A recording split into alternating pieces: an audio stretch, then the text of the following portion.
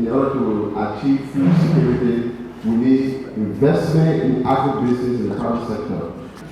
In the agricultural sector, we need mechanization and improved technology. One of the challenges we have is that to reduce the issue of deforestation and climate change is the issue of shifting cultivation. We need to encourage large farmers to do centralized agriculture, which we call sedentary agriculture. We need extension officers. How many of them are not in the field? As we speak to you, the extension officers are very few. They have age already. I don't want to be too political, but this government has not paid more attention to technical people. And we talk about crop rotation, it helps us to forget about shifting cultivation. So the ministry is also trying to give attention to climate smart agriculture by encouraging farmers to go into lowland rice production and also carrying on integrated farming. So we encourage government and partners to work together to see how best we can have an agricultural bank in Liberia. When we produce it, we don't have area to store our crops, our food that we produce. Sometimes it will stay and it just be molded. So in their policy making, we are asking the government in their planning, there should be policy that will guide us in storing our food. The women are there and willing to work. What is your ministry doing to address the issue of conservation agriculture, because we are largely depleting the environment and cutting down trees? My recommendation is not only alone, but to educate the people within the various counties when it comes to climate change, because climate change has great impact when it comes to agriculture. How far have you gone with the inclusiveness of food security for the vulnerable group? I want to know, she doing it for all and it will water it will waste all in Nimakande, yeah? You go on here, Nimakande, nobody talking about the agriculture. People wearing agriculture meetings about the climate change or the integrated the food. It's a disconnect.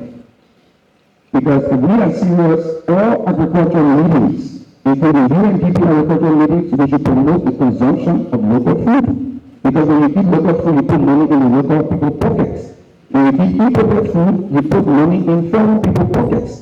And what is happening like there is we are importing poverty and exporting our wealth. We should eat what we produce and produce what we eat. I think this message is really important. To work into intensification of our agricultural system. This is one aspect. The second aspect is really reducing the post-harvest loss. It's the digital agriculture. How we really try to link farmers to information. Farmers need climate information at the right time. They need agrometeorological information to know what they should plant in which context and what option really that we really need to promote if they really want to be resilient and have this green recovery as we are talking. What I can say, coming from a Sahelian country, your country is blessed. Your country is blessed. I'm telling you, if you are able to travel to another country, you will see that you have a lot of opportunities. You have golden opportunity here. Make sure that you keep your environment healthy. Make sure that your production system is compatible to sustaining the environment.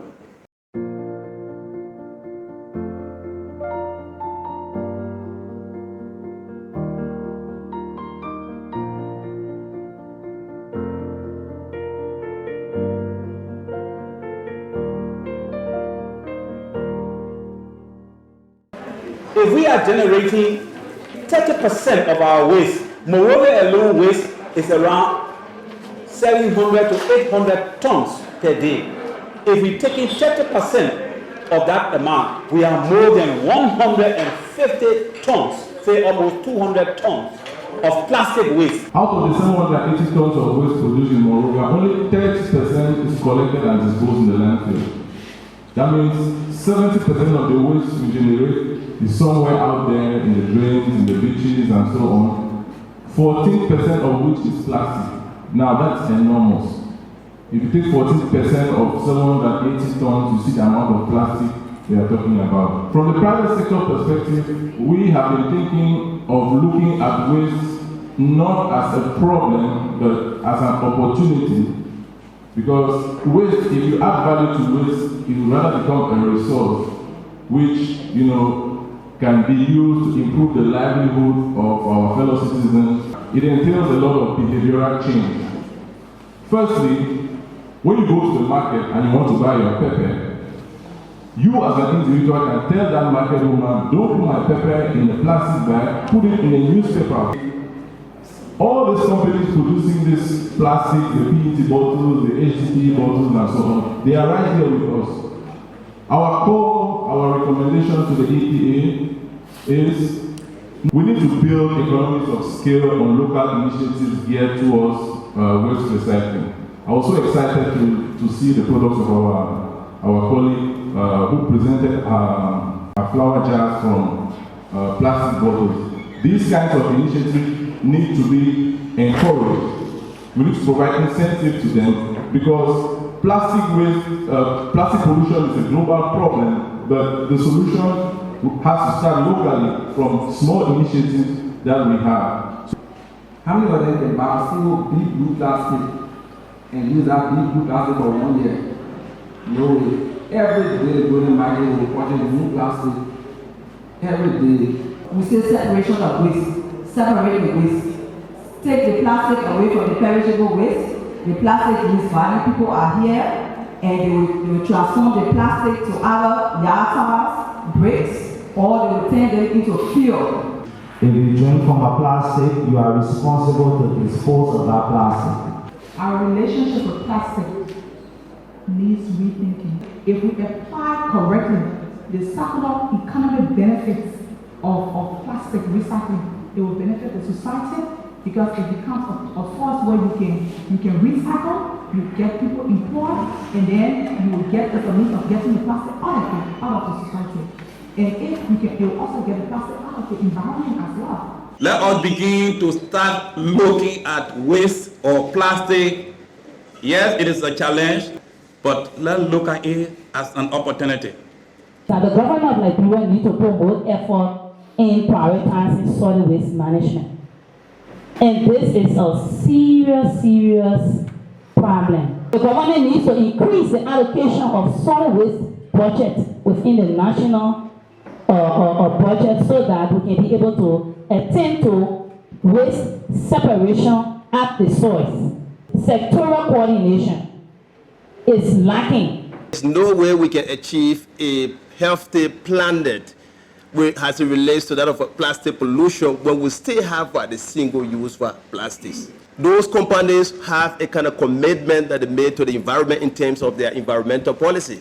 Are they really improving the environment when you have plastic littering the street all around? My recommendation to this plastic production company is to produce meltable plastic as soon as it touches the soil, like I said, they smell.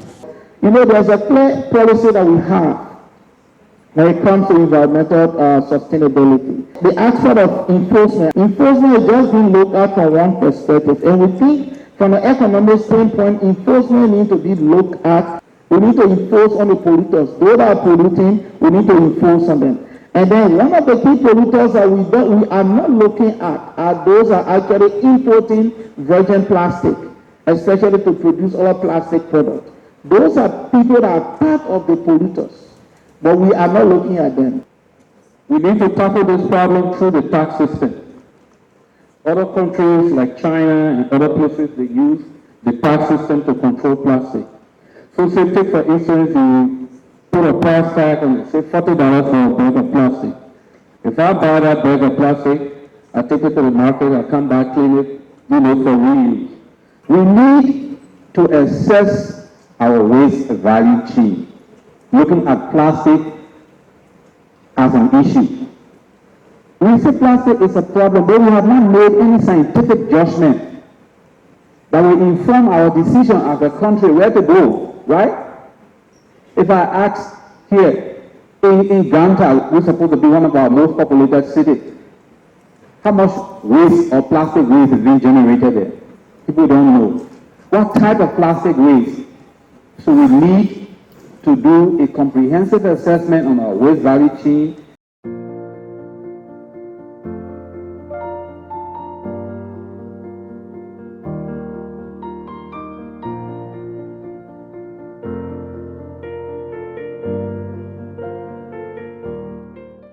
There is no more planting of any plantation trees in Liberia by FDA because the government had not delivered on the 10 cents per kilometer that they should give back to FDA from the stumpage fees. That had never happened.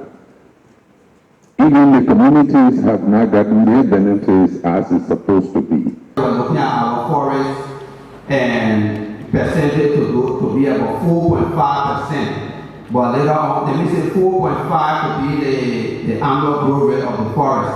But now it's gone to 6.6. So if you look at the percentage of the our portion of the upper Guinea forest now is gone to 69%. We all know our natural resources are being depleted. It's not a secret. Our forest is not being managed.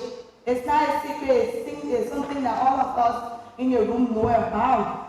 But here's the questions I want us to ask ourselves. After many years, after all of the meetings, after all of the programs, so aside from attending meetings and programs, what else can we do? In Liberia, we have approximately 35,000 plus hectares of mangrove ecosystems. And blue carbon can be found in three major ecosystems. Generally, we have seagrasses, you have mangrove ecosystems, and you have salt marshes. Now, in Liberia, we have this thing. And this, in other countries, are new approaches that people are adapting to generate income. We have nature. We want nature to pay for itself. It is because the commitment from us, and I say from us as a government, and the commitment from communities, especially from us as a government, has not been forthcoming. How has it not been forthcoming? If you walk in the corridors of power today, in Liberia, Ministry of Agriculture, the FDA, the EPA, the Ministry of Finance, all of the songs we keep hearing, carbon economy, green economy, carbon financing. Have we, as a country, played our part to ensure that we begin to reap the benefit from our forests?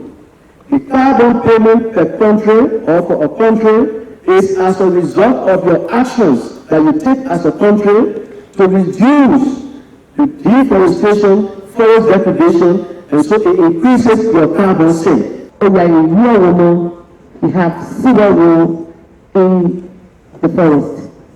Like you, urban woman, if the baby is sick, you will run to the hospital, right? Right? But a real woman will run to the forest. She will gather leaves.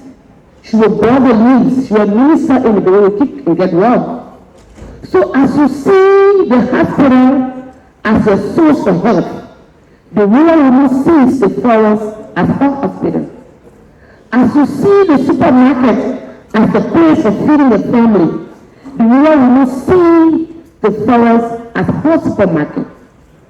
So we cannot speak with a louder voice as a woman if you not tell this thing. The discussion around forestry is a very serious discussion. When you think about the forest and all of what it contains and what is all about it, including the ecosystem that is within it and climate change and all these things, low carbon economy that we're talking about, a lot of it may be high sounding language. But I think it can actually be made easier and practical if we just encourage and inspire our people to start thinking of moving from the more traditional ways and modes of thinking and patterns of thoughts to more productive and creative ways of doing things. And this is where education comes in. We need to think of cardinal problem-solving situations that are related to these kinds of things that we are doing. I think that's part of our situation. And we need to integrate all of that into the education that we are doing. It was all over the town and even on our campus. So I said, look, we are human beings. We are not animals that don't think. We need to take responsibility. God already told you why he put sand on the beach long before geologists told us in university. God said he put the sand there so the ocean will not overcome it. So when you begin to take the sand from the beach, you are ultimately undermining God's plan and the ocean will come in. If you can't beat your own drum, somebody who beating it will tell you how to dance it.